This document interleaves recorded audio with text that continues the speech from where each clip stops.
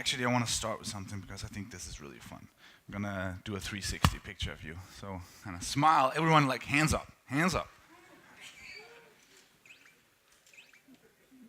You look great. Thank you. Thanks. Okay. So wow. I don't know what Klaus has against me. I get to open the show. I was here last year, and he also put me on the morning slot. I am not a morning person. But I am apparently the first real speaker.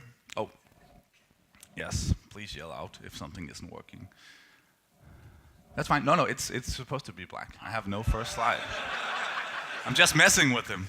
The first slide is black because you need to focus on me. No, I am. I'm really humbled, and I want to thank Klaus and the many other organizers for inviting me back. I must have done something right last year. Because you have like 300 developers here, and I'm not a developer, so not a very good one anyways. But these people here, the ones with the little Pragma Mark t-shirts, they worked really hard. I've seen them scrambling around. They worked really hard to make sure that the next 2 days is going to be really fun for you. So I think we should all kind of give them a round of applause. And yes.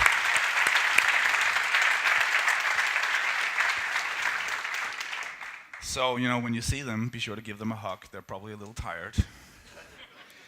Okay, so I thought a lot about what I wanted to talk to you about, because for those of you who know me, I've got a couple of things that I usually talk about these things. I like to talk about icons. We're a couple of hands up who were at the icon workshop yesterday. Woo! We're like 8 people trying to make this designer thing happen at the developer conference. I talk about icons. I talk about design education. I talk about fun, having fun, and I talk about bullshit. And I've been doing this for a while now. And all those things are great to talk about, but I personally really enjoy when I hear personal stories at these conferences. When it isn't just about a method or bullet points or some particular takeaway advice. So I wanted to. I'm sure you'll get lots of those, and that's great. You'll get lots of those these next 2 days. But I wanted to start off with something that was very different. So I'm sure that this talk will be very different from the excellent talks you will see afterwards. It's a very personal story about how I got to do what I do today, and I'm very humbly calling it "How I Became a Maker and Learned the Secrets of the Universe."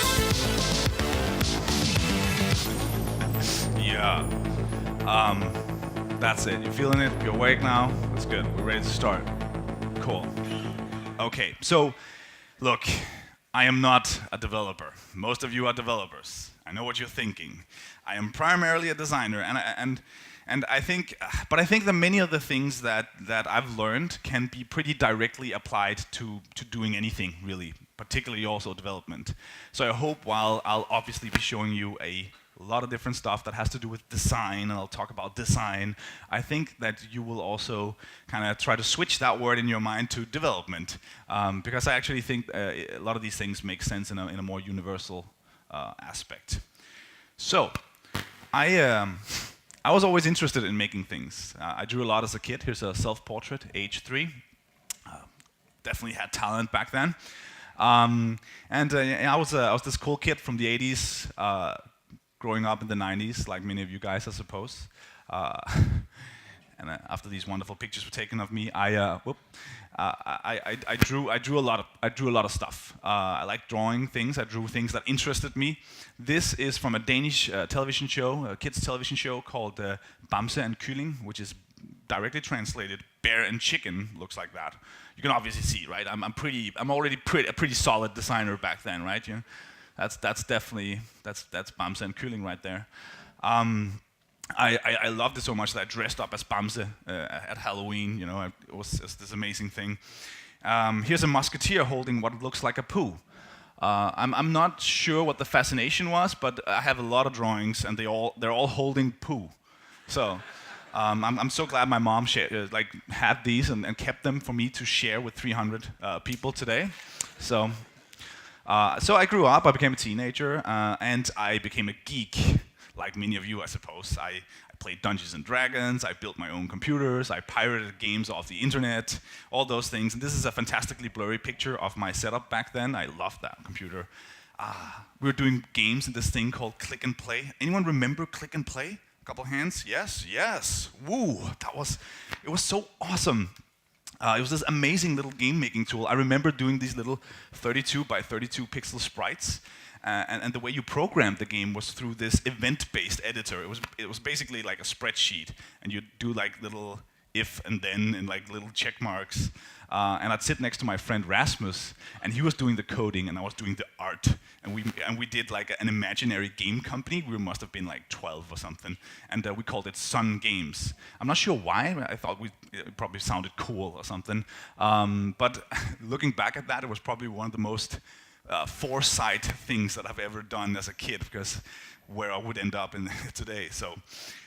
We do all sorts of games. I don't have any of the games, unfortunately. They're lost to old machinery. So I remember I really wanted a black keyboard, but I couldn't afford one. So I spray painted my old keyboard black with Warhammer paint, and that is probably the epitome of being a geek. You're painting your keyboard with Warhammer paint. So, and notice how I painted lead on the back of it. Yeah, I was a very lead kid. I painted and played a lot of Warhammer, and I think painting Warhammer figures was probably one of my first real introductions to better understanding color. So I got my first digital camera, this brick here called the PowerShot A200. I loved that thing. And while I was always tinkering with my computer and we made these games and all that stuff, I think getting a digital camera was kind of my gateway drug to getting more into making things on the computer. Maybe some of you felt the same way. Something magical happened there when you got the digital camera. I got to travel a lot, had parents in the airline industry. I brought that thing with me everywhere. And I found this place called DeviantArt or DeviantArt. I'm not sure how many of you guys are familiar with that place. Hands? Okay, great. That's probably my 80% of you. It was probably my first real creative outlet. I uploaded pictures here, I got likes and I got comments, and this kind of brings me to one of the first big secrets that I learned as I was sort of finding my way and just kind of doing this because I thought it was fun. And that is that you want to stay motivated. Like, it's a foundational skill of any successful creative developer or designer. I think it's very easy, and I think you'll all agree, that it's easy to get interested in something new, but it's much, much harder to sustain that interest and finish things, right? We all have a million side projects that we never finished.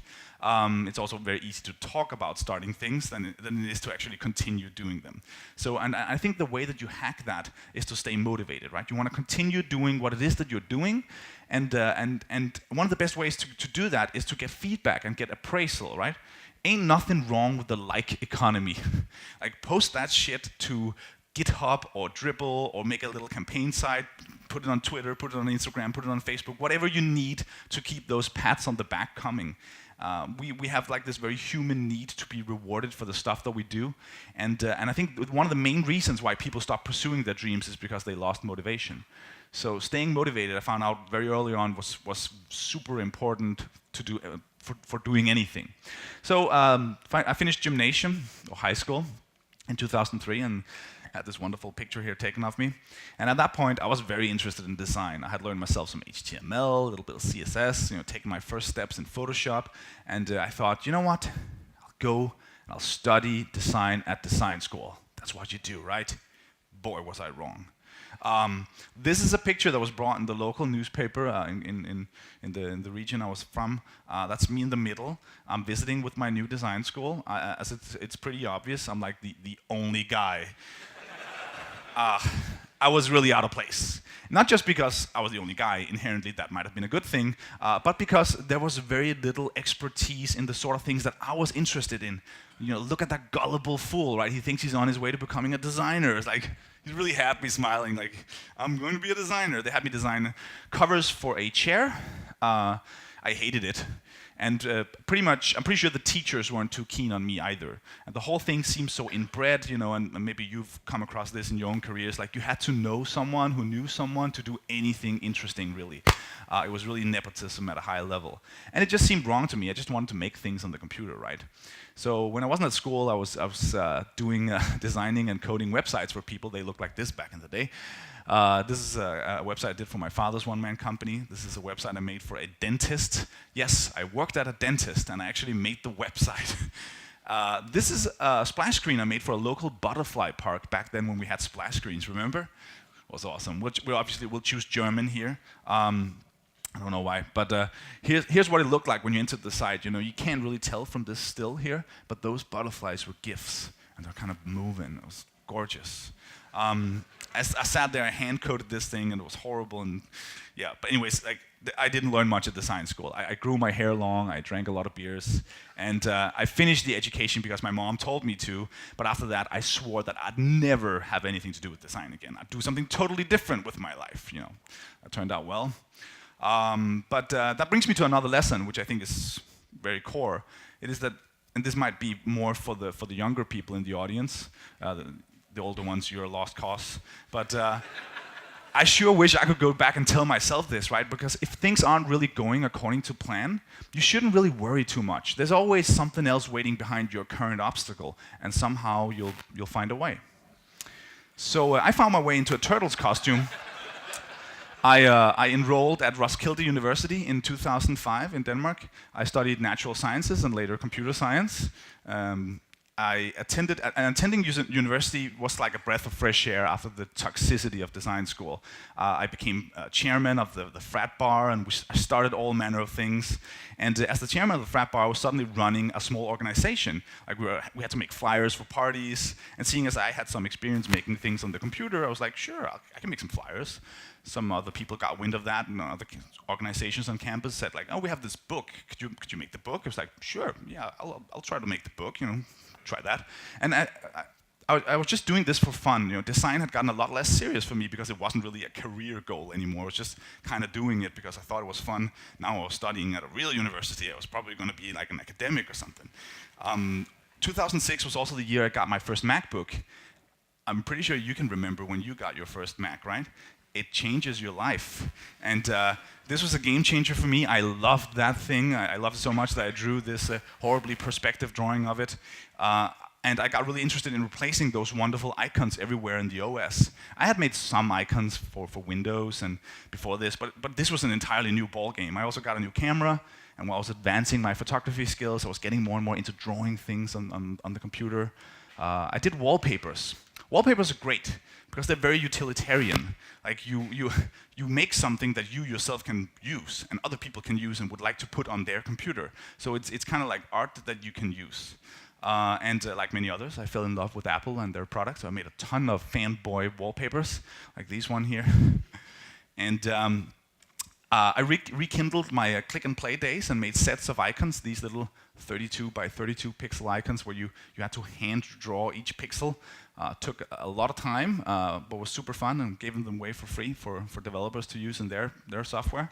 Also tried my hand at some isometric 32 by 32 pixel icons, which is much harder. I remember it clearly.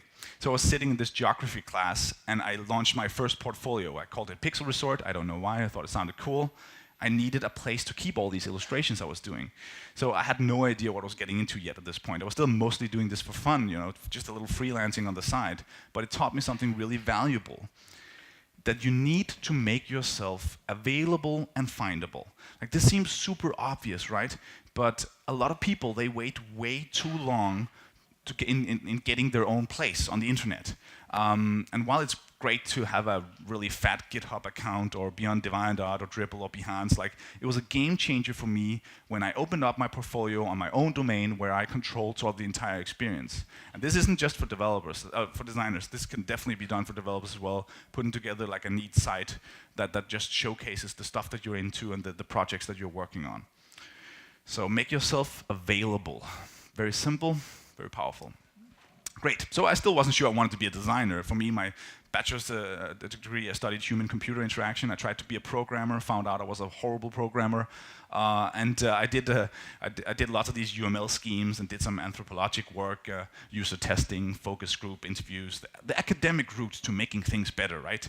But I was constantly drawn to the visual side of things. This is a UI we did for one of our projects. The websites I made started to look a little different. And I think a pretty consistent thing in the stuff I did early on was this love for colors and a love for textures. I did lots of these little replacement icons, more wallpapers, loving that neon.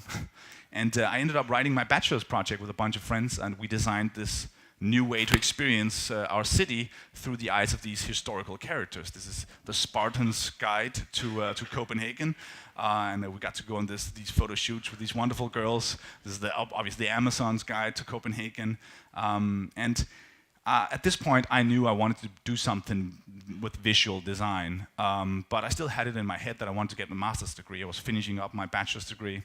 So me and the friends that I wrote my master's degree with, we all went to the University of Copenhagen. I remember this picture being taken. We're happy. We all applied together for the master program. We handed in our motivational applications together. We had read each other's. Mine looked like this, and it was just a great day. We're just so happy. That summer, I was the only one who didn't get in. So then, my academic career came to a screeching halt. And because my friends obviously went on, I couldn't go back to my other university and study with some completely random strangers. But then I remembered this lesson, right? Don't worry, you'll find a way. So I launched a new version of Pixel Resort, and I was soon doing all sorts of freelance stuff. I did more illustration stuff. I tried to improve my drawing skills while getting paid at the same time. I did some fun conceptual work. This is for an antivirus solution, obviously. I took almost every opportunity to create things in Photoshop. This is an Obama wallpaper I made back when he was running for office in, I guess that would be 2008. These days are different. I saw WALL-E from Pixar and I loved it. And I went back home. I was really trying to push my rendering skills back then, so I recreated the characters in Photoshop. This is more than 1,500 layers in Photoshop. It could probably be done with a lot less, but back then layers were cheap. I was young. It was around this time that I got an offer. So this is basically, imagine this situation, right? I wasn't suddenly attending university anymore. I was just sitting around at home in my boxer shorts, kind of sleeping in, doing some freelance work. And then this job offer comes along from a Danish company saying, hey, you want to join an agency? It was this agency called Retouch. And it was a small group of people doing client work for a whole range of clients. And I hadn't had a real job as a designer before, hadn't had an actual salary in a team before. So I joined. I said, yeah, sure, sign me up. We moved into this loft, and I got to work on a shit ton of different stuff. You won't believe the stuff that I worked on. I'll show you some of it. First of all, I made that logo because I like making logos. Some of the early stuff I was doing, like some branding and illustration things for a financial institute, which I thought these things looked kind of ominous and evil. I was drawing these screens, and I sucked at perspective drawing. I just couldn't get that table right. It still looks wrong. And obviously, I was doing lots of icon work, sketching and rendering these little vector icons for various clients. These were for a logistics company. And more icons. This is for a food delivery company. I got to do a ton of websites with horrible stock images. This one with the baby is definitely one of my favorite worst ones. Like, look at that thing. It's like, okay, so now it's gonna get real. Anyone know what this is? You probably don't want to raise your hand right now. This is the Yes Extender, the premium penis enlargement kit. Yeah. I'm going to spare you for some of the more graphic videos that I've got of this thing working, right? So at Retouch, we're doing graphics for them. We're helping them out. So yes, I ended up working on the affiliate package for the Yes Extender. Banners and website design for the Yes Extender. I told you I worked on a lot of weird stuff, right? I'm not sure if you can see there's a doctor right up there on the website. Put that doctor up there. It felt a little more, you're going to the doctors. Really weird stuff. We worked with Ilum, which is a Danish upscale supermarket, and I got to do these credit card designs. And yes, they had me cut out photos for their web shop. This is what we usually send to cheap labor somewhere in Asia or whatever, who can sort of cut out the things that you got for a photo shoot. I was the cheap labor. I was the one cutting these things out. Hundreds of them. Sometimes, once in a while, I got to work on some illustration stuff and play around with that cartoony style that I really liked. Did some character design. This is a guy I made for an online koi shop, and I'm not sure, looking back at this, why is a koi fish shopping at a koi store? It's like he's buying himself or his friends. I don't know. It's very weird. Well, working at Retouch, working at this agency, and some of you might have had that same experience. Maybe some of you guys are working at a place where you deal with clients. It taught me something really, really valuable. And it's kind of like being drafted for the army, right? It's not always fun. In fact, it's sometimes downright horrible. You get to see all the greatest and all the worst aspects of client interactions, and you get to work on many different things, including penis extenders. But it was important to me to spend that time there because when I arrived, my PSD file was a mess. I wasn't used to working with others. I guess the equivalent for a programmer would be like you're really poor at commenting your code, you're not very good at structuring things and working with other people, you forget to commit, all those things. I didn't know much about the greater process of making things. And I want to give a big shout out to the senior designer at Retouch. His name was Thomas. And he helped me learn all those things. And I'm sure many of you kind of have had a mentor in your work life, someone who helped you when you were just starting out, showing the ropes. I hope you had, anyways, because and remember to just kind of thank them after this, send them a tweet or a mail or whatever. They really helped us a lot. I was really crappy when I joined Retouch, and I was way better when I came out of it. And you want to work with people who are better than you. That's kind of like a general thing. Yes. That can be hard, and sometimes you just kind of have to figure it out. There's no one way of knowing that. So I still freelanced on the side. I made application icons and branding elements for people around the world, pursuing the type of project I thought was fun when I was off work. This was an editing suite of software, still made wallpapers. And one day I went to my boss and I told him, you know what, I'd like to quit. And it was right in the middle of the financial crisis, and my bank and many people around me was like, Michael, you're an idiot. You're a goddamn idiot. Because I was getting paid and I was like doing things that I thought was pretty fun. But I was like, yeah, I think I could be doing more things that I thought was fun. So I launched a new version of Pixel Resort. Started freelancing full time.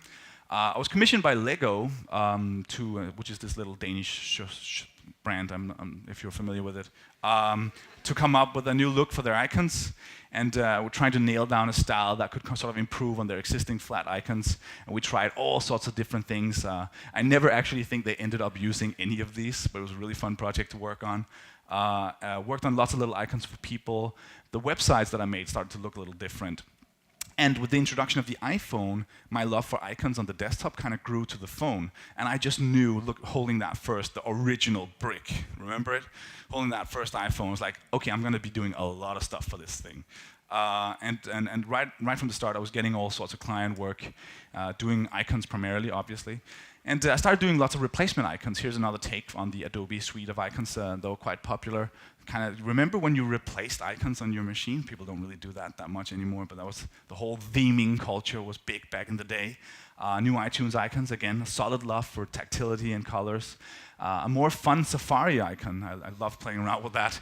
Actually, I did a whole range of experimental Safari icons like these ones, where playing around with this idea of other types of compasses, and an army one, a GPS one, a needle in a glass of water, a flight compass, a nautical one, just a colorful one. And I took them all and I turned them into a poster that actually went online and some people bought, which was really fun. If you haven't figured out by now, I am a huge nerd and I love to play video games.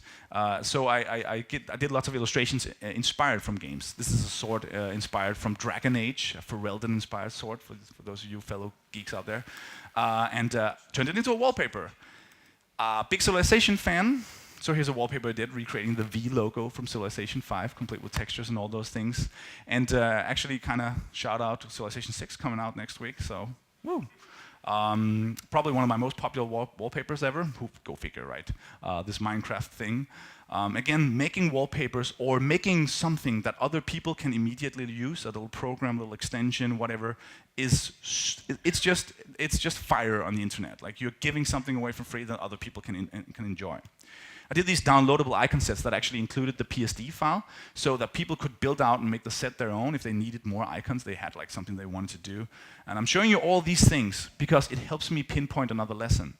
One of the most important lessons that you can learn as a creative, and that is make shit up.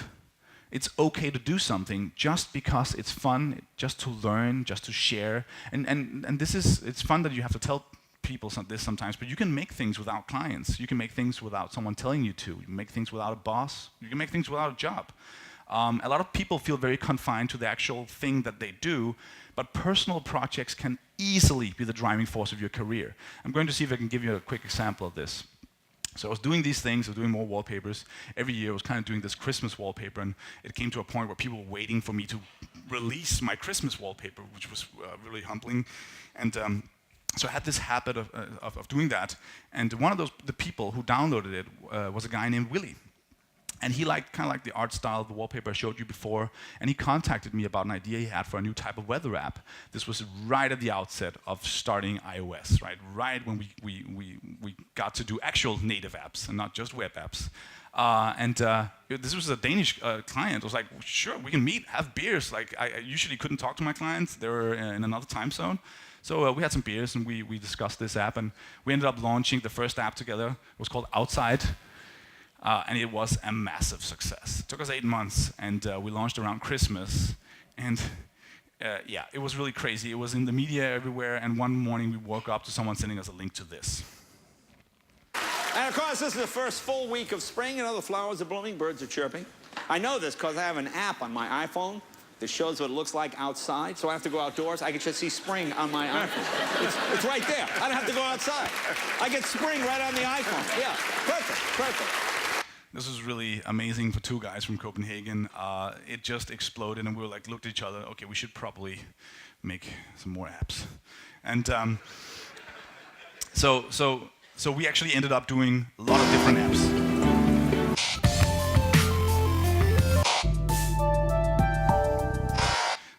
We would end up creating a bunch of weather apps over the years. People are always like, oh, it's you guys with the weather apps. We've made other things. But people always seem to remember the weather apps, and understandably, they were quite popular. Some of them failed horribly. But we founded this product development studio called RoboCat. And through RoboCat, we went on to hire lots of people, work on amazing projects. And I'll get back to a few of them to emphasize some of the lessons that we have yet to learn. But the first lesson that you should take away from this story, the wallpaper to Willie, to Outside, to RoboCat story, is that you never know what little side project, what little piece of content that will lead to the next big thing. The next thing that will shape your life. And I really emphasize this, and if you want to listen to something that's coming out of my mouth, listen to this. Like every time you make something and put it on the internet, you're essentially kind of lighting a spark in a flammable room, waiting for things to ignite. That's what it's like to make content, that's what it's like to make apps, that's what it's like to make anything and put it online. So for me, that was the starting off point for this stuff. While RoboCat was kicking off, I launched a new version of Pixelsort. Notice how there's a consistency. Every time my new chapter opens up in my life, I update my portfolio. That's how often that happens. Early iOS days, you remember stuff like this? I got to work on a lot of UI for phones back then when we made wooden interfaces. Look at that amazing popping bubble wrap game, the most downloaded bubble wrap game in the world. I worked on that. An unreleased RoboCat app, look at that leather texture. UI for games, did lots of UI for games. And lots of texture work. Like remember when we actually had tactility in apps before iOS 7? Lots of little things. We made one of the first apps for Dribble, if you guys know what that is. That's like a little designer community thing. Help them develop their, or test out their mobile API. We did an unofficial app for a Danish music festival called the Roskilde Festival, and beat out the official one. There was an official app, but we beat it out 3 years in a row by making something cooler. Didn't get paid for it, just got tickets to the festival. Worth it. Worked on illustrations for various things. Just again, I never considered myself particularly good at drawing. You saw the poos, right? I'm not an illustrator by any stretch of the imagination, but it's amazing how far you can get by just continuing to try. Here's a cover for an article I wrote on Smashing Magazine about marketing mobile apps, something that we were quickly becoming quite good at in our small company. Worked on logos for our own projects. It's a failed social network we tried to launch. Worked on sprites for games we made. Here's some illustrations for games that I drew these on my Cintiq. It's a game where you had to slide things across tables, and then I rendered them in Photoshop and delivered tables to the client, which I thought was kind of fun. We bought our apartment in Copenhagen, me and my girlfriend, and set out to draw the old house that we moved in, just so that we could put up a notice in the hallway saying hi to everyone. Saying, hey, hello, the graphic designer has moved in. Here's a picture of your house. I made lots of icons, both icon sets, but also more and more app icons, particularly for iOS, right? And that brings me to the next lesson. It is that you want to make a lot of things. To really find out what you like to do, and what you're good at and what you're perhaps not very good at, you need to try as many things as possible. It's quite, like, it happens very often that people find something very quickly they like, and then they continue to do that for the rest of their lives. And this is kind of a double lesson, because the way you hack that is that you say yes to everything.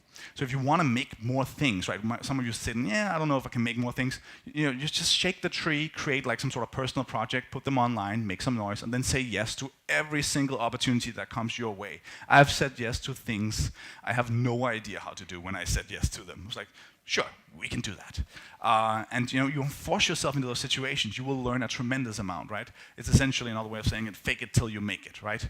That is incredibly important. It's not just something hipsters say, it actually works. So while I was still doing some desktop applications like these things here, I was circling more and more around the art of making app icons for mobile. I loved the process, you know, sketching out ideas and then rendering those ideas and then making the UI fit those concepts. And unknowingly, I was kind of learning things about consistency and story that would serve me really well as a product designer later on. Going through that motion again and again, sketch, render, ideas, render, sketch, render. By becoming really good at the process and not any particular tool, you're essentially training your brain that part of the brain that helps you build way more complex things. You know, at Robocat, we'd go on to make lots of products with millions of users, and because we became good at that process of coming up with ideas, then executing those ideas and telling a good story.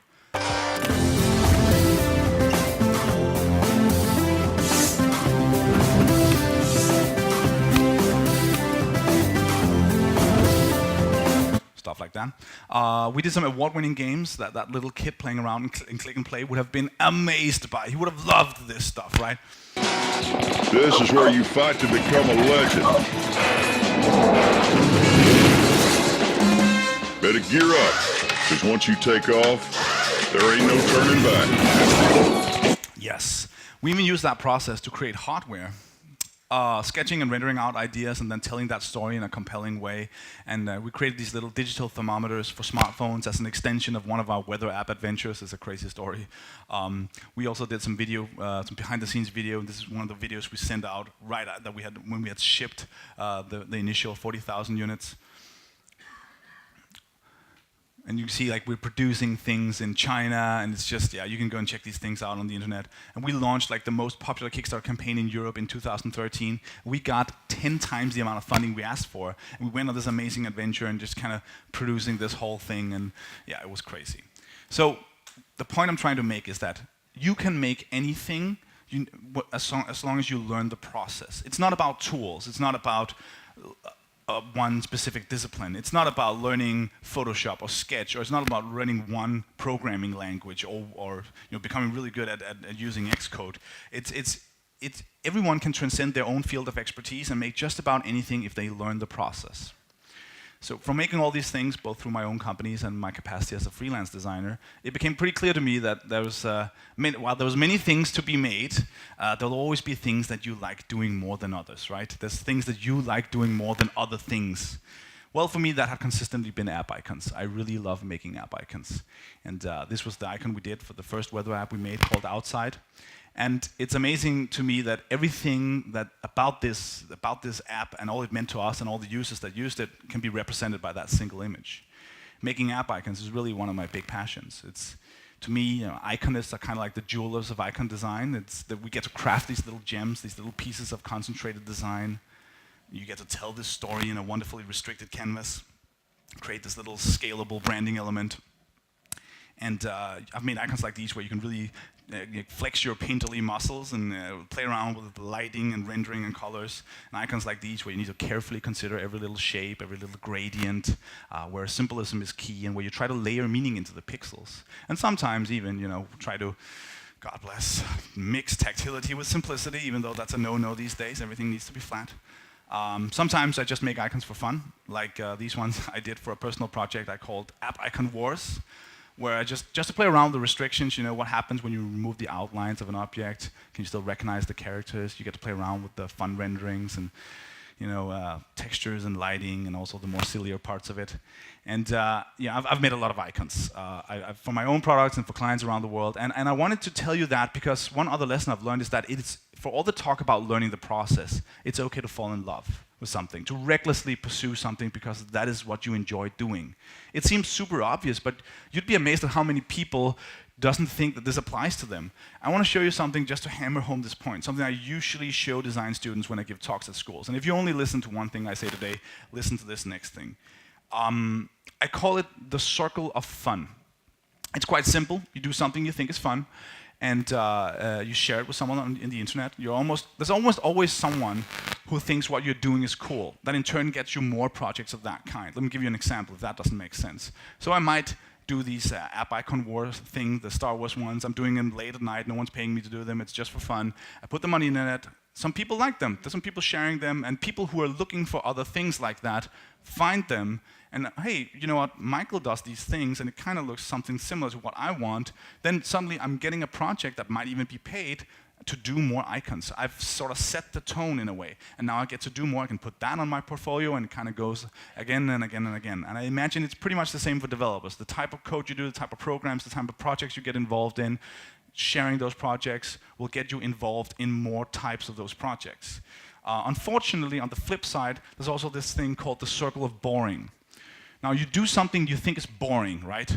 It happens. We all do it sometimes. It's our job, You might have taken that project because you needed the money. There are many reasons why we do things that are boring. Unfortunately, what you do, someone thinks it's pretty cool. Like, okay, cool, did a good job. And then, in turn, you are presented with more projects of that type. Example, I'll give you an example. I don't like making websites for clients. It's a pretty big job sometimes. Let's imagine for a moment that I'll take that website job anyways. I need the money, I'm doing the website, I deliver it to the client, someone codes it up, it goes online. People ask, oh, who made that website? Michael did. Oh, really? Okay, Michael, could you make me a website? No, right? No, because then I'm right back.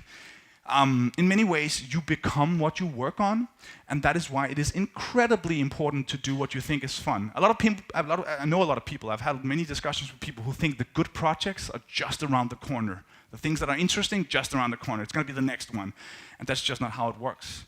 And I think that you regularly need to stop up, look in the mirror, and see if you're in the right circle. Make sense? Cool. Okay, so as I was progressing, I was constantly experiencing something like this. I made something, either for someone or for myself, and all of a sudden, I get to do a lot more of it. I like making a bunch of food icons for clients, just becoming like the professional food icon person that I am. I play around with the rendering one night, and the next thing I know, I end up with a line of posters on Society 6. This one you probably might like. We have that hanging in our office. My wife liked this one. I create some resources for myself and I make them available for download. They get 1 million downloads and I get invited to speak about icons around the world. Last month I then launched a platform on top of those resources that really help developers and designers with some pretty cool templates for making icons and other design resources. So one thing leads to the next. No matter what humble beginnings they might have, I become what I work on. So another thing is you want to be useful. This is true in many aspects of life, but certainly in business and as a designer. As long as you or your product is being useful to someone, you're off to a great start. It's a simple question to ask, really, and one that many overlook. Are you being useful? Like, that's a pretty simple question to ask. Are you helping someone? I've been pitched so many apps, so many things where they would fall flat on that question. Are you really being useful, or are you just kind of catering to your own needs? We helped a nonprofit organization called Be My Eyes design and launch an app that connects blind people with sighted people. There's actually the developer, the iOS developer of Be My Eyes is sitting right here in the front row. Hands up, Tobias. Yes. Woo. They had an amazing launch. And they got worldwide coverage and 300,000 people signed up in the first week. And it's this wonderful video community where blind people can connect to sighted people around the world, and then simply get help with stuff like, is this milk too old, or does these two socks match? And 300,000 people signing up in 7 days is pretty goddamn impressive to help out these people. So it was a crazy time, but it taught me that you can make things that change lives. So sometimes all of us, we're kind of very focused on, designers are focused on making this little button look very cool, or this interaction look cool. Developers are focused on maybe making an elegant structure in their code, or some sort of clever solution. But the fact is, in the grander picture, you can actually make something that changes someone's lives. And don't wait until it's handed to you either, right? When we got one of the new Apple TVs that's last year, yeah. You guys, some of you probably were sent the prototype as well from Apple. And we were sitting around like, what would be the coolest app to make in Denmark? And everyone was like, okay, so that would be Danish national television, obviously. And you probably have something similar in Italy. Like, in Denmark, it's Danish national television. It's called DR. But many people had tried to pitch this bureaucracy before, right? People was like, forget it. You can never enter that. You can never come as an outside, external little developer and make something for the Danish national television. And we looked at each other. It was like, screw it. We'll make it anyways. We put it on YouTube, put a little demo of it on YouTube, and the end of the video was like, who do we need to talk to, DR? And we sent it. It was Friday evening. We sent it out, and next Tuesday we're in a meeting room with them, and they were like, "We were so close to calling legal, but we'd like to hear what you have to say for yourself." So, we built and launched it for them, and today it's one of the most downloaded apps in Denmark and on the platform. It actually inspired me to do a lot more tvOS stuff. I wrote a very popular article on designing for tvOS. It opened up so many doors for us, and that's been amazing. But you know what? Another amazing thing, DR obviously makes Bamse and Kylling, right? Is this no, you see what I'm getting at, right? So when I got to work on this app, damn it, I got to visit the set. Yes, major victory.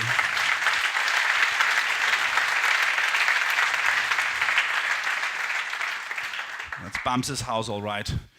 So, don't wait for permission to do something awesome. That's what I'm saying. And find the kid inside you. Thinking about my professional life, it can essentially be boiled down to pursuing things that my inner kid would think would be awesome. So listen to the kid in you. It is a very clear line to your real desires. And when you find something you want to do more, you need to take some serious steps towards what it is that you want to do. Nothing is really handed to you. This summer, I started a company that focuses very much on making games. It's called Northplay. We just started up, and it's because I want to make more games. Right now, we're doing this wonderful game about trains. I have a 2-year-old son. He loves trains. I think most 2-year-olds love trains.